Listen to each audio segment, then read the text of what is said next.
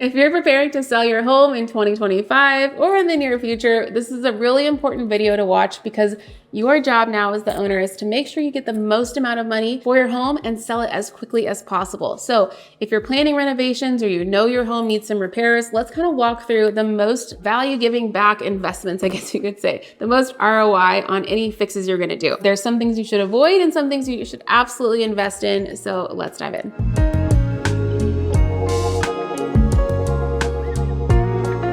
Number one on my list is always going to be kitchen updates. So the kitchen is the heart of a home. We know this. It's where you spend so much time as a wife and a mom typically, and we're going to want to make it nice for a buyer. It's what they're always looking for. So one of those things can be cabinets. Doesn't mean we need to replace the whole thing and spend $20,000, but could we potentially resurface and paint them? Could we potentially swap out just the countertops and the hardware? There are definitely creative ways to upgrade your kitchen without spending an arm and a leg. Appliances is definitely one of the big ones, and it's a big selling point for buyers too because it typically comes with a 1-year warranty, which gives them peace of mind. So think about that. Stainless steel is always a hit. You don't have to go with top of the line. Just get a base model stainless steel, making sure that all 3 appliances, your dishwasher, your range, and your refrigerator, and even bonus microwave hood are the same brand is even better. And a lot of companies offer package deals on those too, so you get bonus savings. Last thing is going to be lighting in the kitchen. It makes a world of a difference. Obviously, we love a floor plan that has a kitchen sink overlooking the window, but if you don't, maybe we upgrade the lighting, whether that's just simple pendant lights over the bar that we're uplating,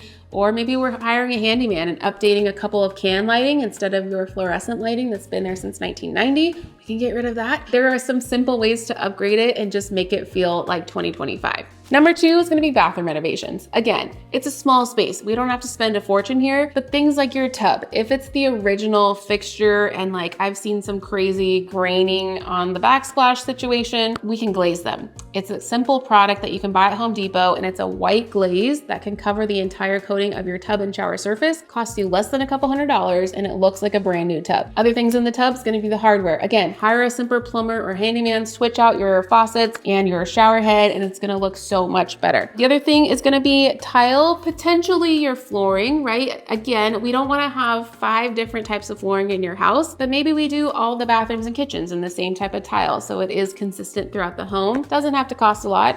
And I'll also say there's some really great like vinyl sticker flooring right now that you can overlay on your existing tile that makes it look really new and nice. Definitely be mindful of the patterns, but get creative with it. Again, it doesn't have to break the bank. Vanity is always a nice update, but on this one, I'm gonna say you don't always have to replace it. Maybe just paint and new hardware. Okay, as long as there's no water damage in existing and it's not all gunky, we can simply update it. That's a really great way to visually improve it. The last thing I'll add is gonna be, you probably are gonna want a new toilet if it's more than 20 years old. It's not gonna break the bank, but it is gonna make a difference to the buyer. And then again, lighting.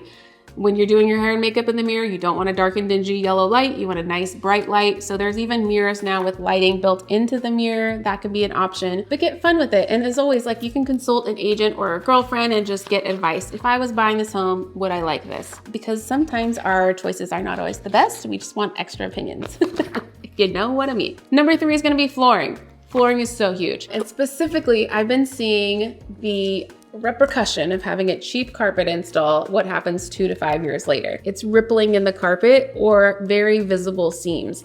And honestly, carpet is out for so many of our clients that I just think if you can go vinyl or hardwood, it's gonna be the way to go. It's so much easier to clean with pets and kids, etc. And if you want that soft texture, add a rug, but as a buyer, they're looking for clean floors. If we see carpet, it's usually 9 times out of 10, a ding on the wish list and knowing that they would love to have that replaced. So if you are gonna do floors, do something that's easy to clean and don't replace carpet with carpet. Curb appeal, of course, is always going to be number 4. Like the exterior first impression, it does matter. More than anything, it's going to matter on your listing photos because it's the first thing that someone sees on your home. So if you've got a lot of eyesore objects outside, get rid of all the clutter. Like literally hire a junk man for $500 and get rid of as much crap as you can. Do dump runs yourself if you have to. Exterior paint doesn't always need to be done, but even things like just like touching up your trim and your front door paint can have a big impact. And things like the front lanai, the steps, if they're all stained with, let's say, like some red dirt, maybe we just put a clean slate of paint on it. You know, like it really doesn't have to cost a lot,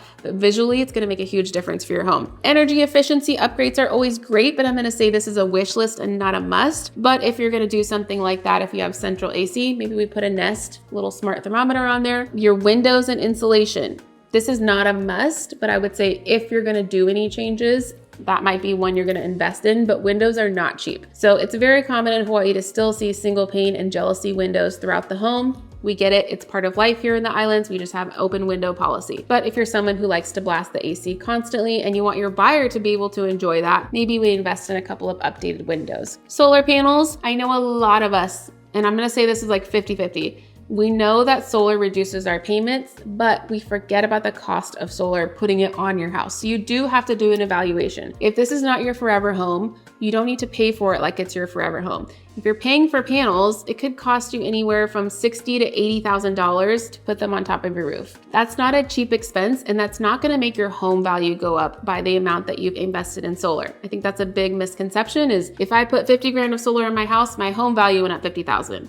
Fortunately, the appraisers don't see it that way, and they only typically appraise the value of solar for an extra $20,000 to $25,000 in value compared to the neighbor who does not have solar. So it's really got to be more about the energy efficiency trade-off more than the cost of putting them on. So again, long-term thinking here, if you're about to sell, probably don't put on the panels and just let the buyer do that. They can choose their own financing option. But if you're going to live there for a while more, or you really think it's going to make a difference in the impact of the sale, we can talk about it. Energy efficient appliances, of course, those are always going to be a better choice than one that's not. Again, that goes back to if you're updating all kitchen, try to find an Energy Star rated one. And it also saves you some, I think you get a little tax break on Energy Star efficient appliances too. Number 6, open floor plan and space optimization. This is not cheap if you're gonna change a floor plan, but if you have, like, let's say I've seen a lot of condos with very closed off galley kitchens, and there's like the cabinets that you're like peekabooing into the living room. That might be one where the structure isn't load bearing and can make a big difference in the impact. But again, I would really have to look at the comparable sales for you to say if it's worth the money or not. So that's not a necessarily break the bank, but it does make a big difference for a buyer. The other one is going to be storage solutions. We know everything in Hawaii is smaller and has less space than where you're coming from. And so for so many of our buyers, we are constantly looking for storage solutions. So if you've utilized the under the stairs space with a complete pantry, that is amazing, like win and aha for people, storage solutions. So don't feel hesitant to invest in extra shelves in places and really make it look like, I don't know, the organizers. I'm like blanking on the show. Kalia and Joanna, you know who I'm talking about. Get some ideas from them, the Home Edit, and see how they organize pantries, get excited about your closet again, and a buyer's also gonna see the potential in that space as well. Last thing I'm gonna talk about here is really gonna be home office workspace.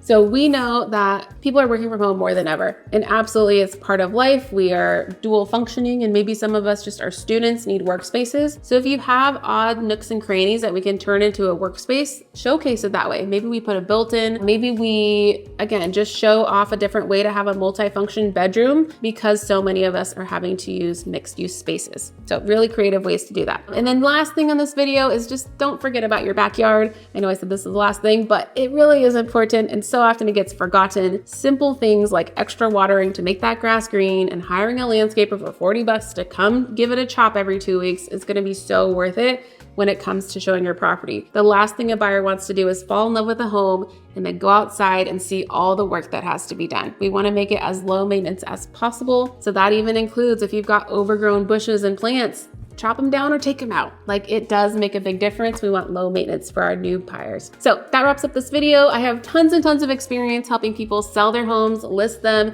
stage them, prepare them for market. And I hear every single day from my buyer clients on the feedback on these homes. So if you want a perspective specific to your home, I'd love to get a tour and just hear what you're looking for and what you're planning to do. And I can tell you good idea, bad idea, here's a better price, here's a better option. And I'm just an open book for anybody who has questions. All my information's below, and I look forward to hearing you. We'll see you next week.